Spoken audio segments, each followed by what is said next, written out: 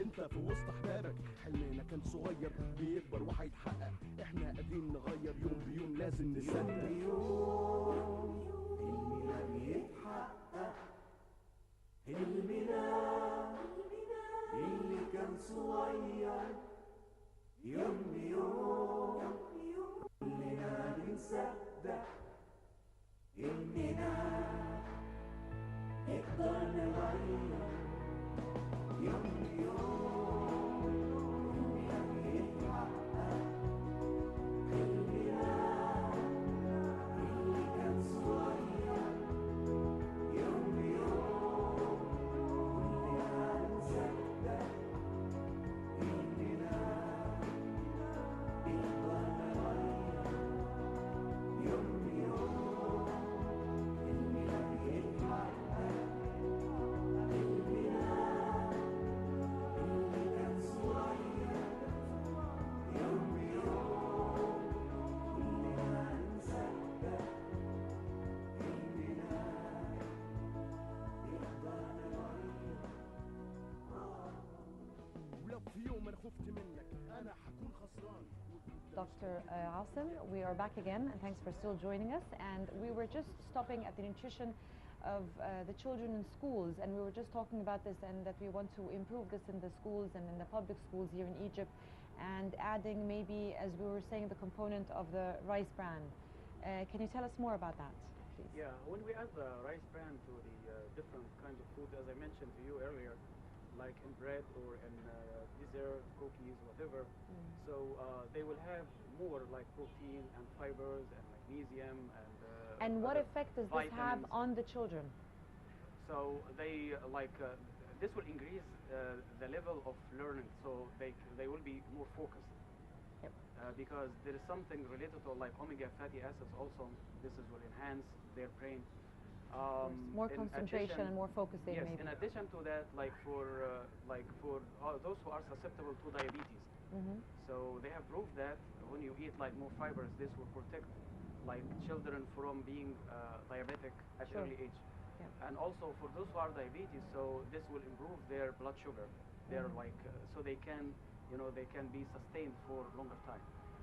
The cholesterol also, the cholesterol level also. This will reduce the bad cholesterol and increase the good cholesterol. So like for hyper activities, like their mood at the school is going to be much better and than the violation that we now have in the school. So it's really very important when you look at the behavior of our children now. And if you look at, for example, like It's related to the diet of the day. 3 decades ago, for example, 3 decades ago, like if you ask your parents when they were at the school and when they used to receive food every day at the school, and Well, the another food was question, do something. they actually receive snacks at school currently now, at the public schools in Egypt? I just I heard about that. Yes, they received some. I just came back from the NSS like 5 months ago. So, but I heard that 160,000, something like that, around this number, they receive like food on daily basis at public school. But the issue is that. But as Dr. Amr was saying, it's still a Right. bit of an unhealthy. It was Right. just biscuits Yeah. and. These biscuits are fried. Okay. It's good, but it can be better. But it can be better. So yeah, as Sure. Dr. Amr Can said, be healthier. the value of their diet is not that good. So when we add like rice bran, this is going to add more values A healthy and, snack. and make it healthier. Yes. So you were speaking about quite a long while, and the comparison, if you can continue this comparison. Right. I give you just one example. Like when I go everywhere and talk about this issue, I say that when you look at the people who are applying for the college, like the military college and this and that, so they go through different tests. So how many of them they pass the test? And at the old, like maybe 3 decades or 4 decades, if you ask the same college, how many people applied to the college and they passed the test, so you know the difference. So now we really have a serious health condition among children and also youth. And if we are not going to solve this as soon as we could, and the best way, as Dr. Amr said, is to have a collaboration between scientists and industry. Because this is something, when I came back from the USA, I found that link has some, it's not that good, it's not strong. So we need really to build a bridge between the university and scientists at the university and at scientific institutions. And the government also. Otherwise, we will not be able to join the the advanced world, and also to solve our problem. I would say the future for Egypt rely on science, technology, and learning, because this is the most effective These weapon. are the tools now Exactly. for actually This is the improving most and- important tools for developing countries and to be among developed countries. So, and you can look at India, you can look at Malaysia, you can look at North Korea, you can look at here and there. So if you look at the world in general, you will find these are the tools, Japan also and Germany.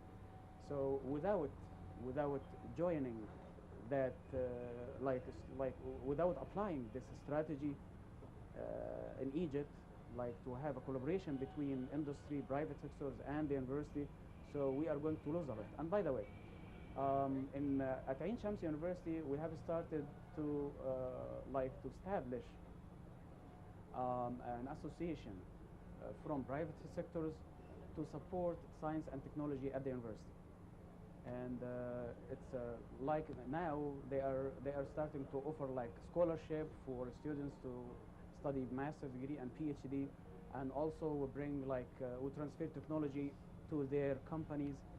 So this has been going for the past 3 months very well. Yes, thank you.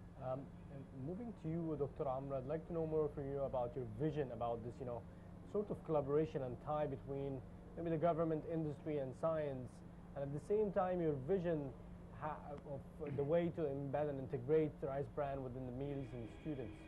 First of all, Dr. Asem makes me feel very old. He's talking about our parents that are having these snacks, and I have it myself. So Oh, really? so that I am now like your parent.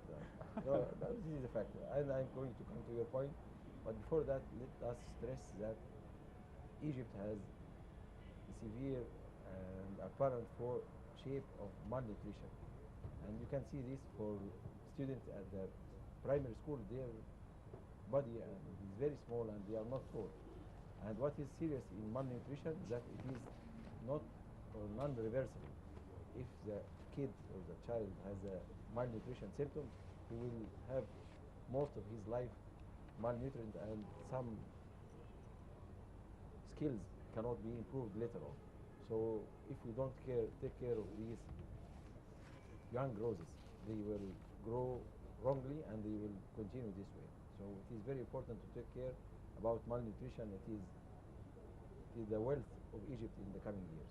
Definitely. Now, if we are talking about the cooperation between industry and academia, there is a problem, and we have to admit that there is a problem between industry and academia. They are not talking the same language. The industry or the private sector is proud of his wallet. He feels that he is wealthy, he knows everything. And the academic person, as academic scientist, is proud of his talent. So he feels he's not going to knock the door of the industry partner telling him that I can improve your industry. You can make a lot of money out of my knowledge and out of my talent. So what we are trying to do by these seminars, by this symposium, is to show success stories where academia and industry cooperate together, if we can say it in a symphony, where they produce something that is added value, where the scientist still proud of his talent, and the industrial partner is making money out of his investment. So if we are talking about rice bran, for example, it is converted from a material that is just thrown to the fish as a fish meal into a material Making use of it. and I'm talking about the industrial Sure. way of thinking. The industrial partner is making nice money out of that. He is not going to sell it by tons, he is going to sell it by grams. So currently this rice bran is under registration with the Ministry of Health in the form of packets to be produced and distributed in Egypt and exported, as well as also soft gel capsule. So the industry cannot reach that without the support of the academia. And I can say proudly that stabilization of rice bran is done mainly in the States, and we can proudly say that Egypt might be the second country that is doing it properly. And I mean by properly that the rice bran stay stable for more than 1 year. Well, Dr. Amr Hilal, that was very interesting, and Dr. Asem Said Ahmed. Thank you so much for joining us, Dr. Amr, Chamber of Engineering Industries, Fair Committee Chairman, and Dr. Asem Said Ahmed, the Professor of Nutrition, Faculty of Agriculture, Ain Shams University. Thank you so much for joining us.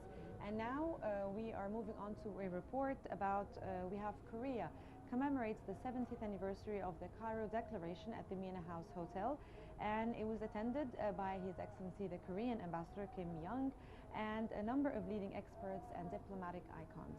More details in the upcoming report with Noor Hussein.